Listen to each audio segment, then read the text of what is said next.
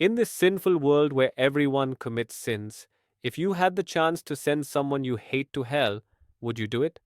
If your answer is yes, you'd have to make a deal with the devil, and things are never that simple with the devil. The world's population is rapidly increasing, and now the living outnumber the deceased. As the population grows, so does the number of evil deeds and wrongdoers, leading to overcrowding in hell.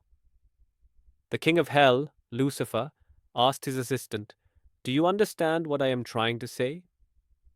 Outside, there is a supreme devil who torments people in hell. Lucifer tells him that due to the overcrowding, I am assigning you the responsibility of creating a new hell, and you will be its king.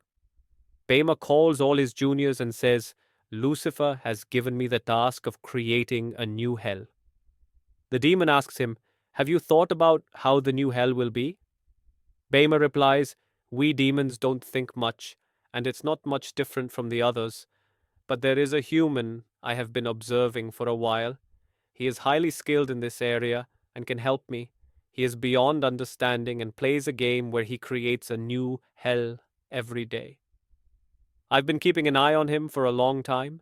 His room is filled with food scraps. He hasn't left the room, so he urinates in a bottle and throws it out. The curtains and windows haven't been opened for 3 months. The door and windows are covered in cobwebs because he hasn't gone out or let anyone in for 3 months.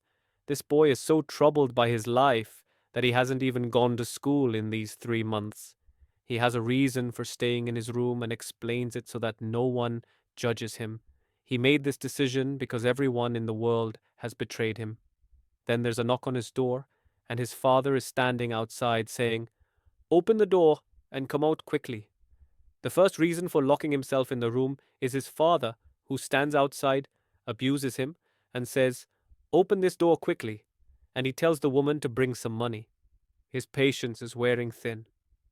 The second reason for staying in his room is this woman, who is his stepmother, who clings to his wealthy father and lives off his resources, causing trouble. She tells him, Calm down. He's so angry because he thinks we are responsible for his mother's death. His father hugs him and says, It's not your fault. You help him so that he can live well. Even though he behaves badly, you still support him. He says, To cheer up, let's go out for a meal. And his wife asks, Do you have a specific place in mind? He says, I'm thinking of buying you a purse with the money I saved for Jack's education. And with a devilish smile, she says, I liked a purse yesterday, so let's go there. The third reason is related to his school.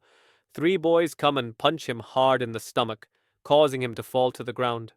One of the boys says, Come on, get up and get ready to fight. Get up quickly. He struggles to his feet and says, I'm done after just one punch. I don't have the courage to fight. Jack stumbles over to one of the boys, Sam, and says, You were my childhood friend. Help me. Why are you joining them to beat me? We used to be so happy together. What happened to you now? One of the boys says to Sam, So that's why you're hanging back and not hitting him. Another boy adds, If you're with him, you can join him too. At that, Sam gets angry and kicks Jack in the face. Sam then goes back to Jack and starts punching him in the face, saying, I'm not a loser like you. Don't drag me down with you. Jack, getting beaten, says, Why are you siding with them? You were my friend. Sam replies, I was never your friend. I'm not a loser like you, and I don't want to be with you. If I stay with you, I'll end up as a loser just like you. You're like a filthy, dirty dog who only deserves to be beaten. With that, Jack's glasses break, and the bullies continue to beat him. Keep beating him. If you don't want to associate with him, just keep beating him.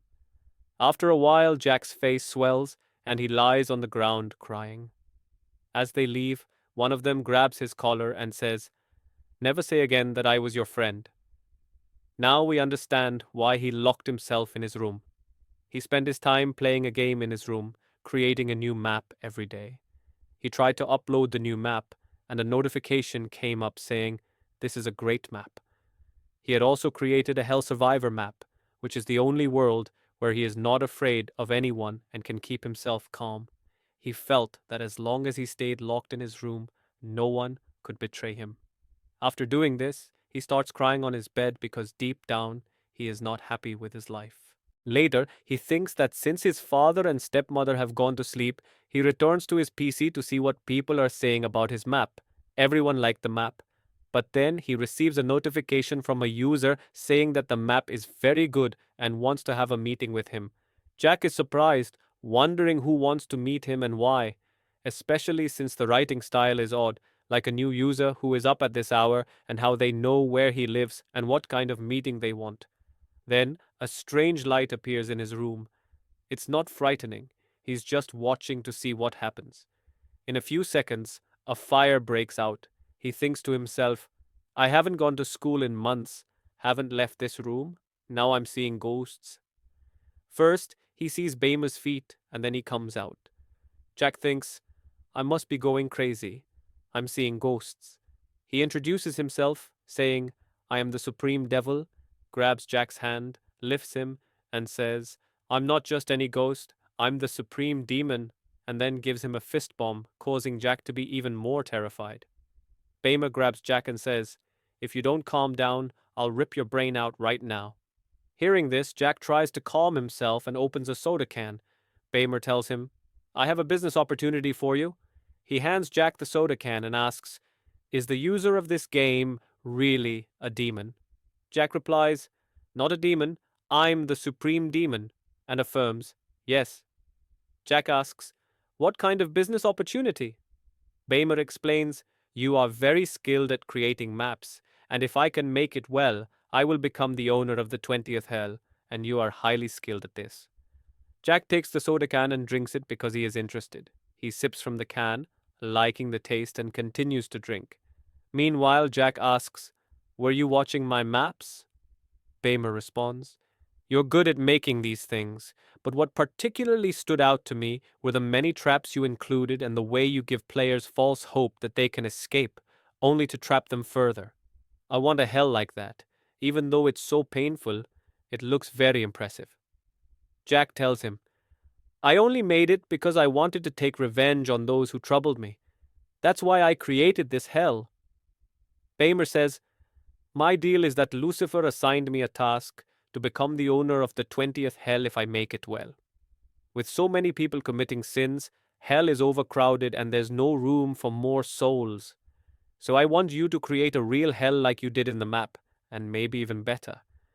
Jack can't believe what's happening and says, I never thought I'd make a hell, and I don't want to because I have nothing to do with demons. It's immoral behavior. He adds, I'm content with the life I have. Bamer looks around and says, How can you be satisfied with such a miserable and pathetic life? You live here, never meet anyone, have no friends, no one loves you, and you say you're happy with this life.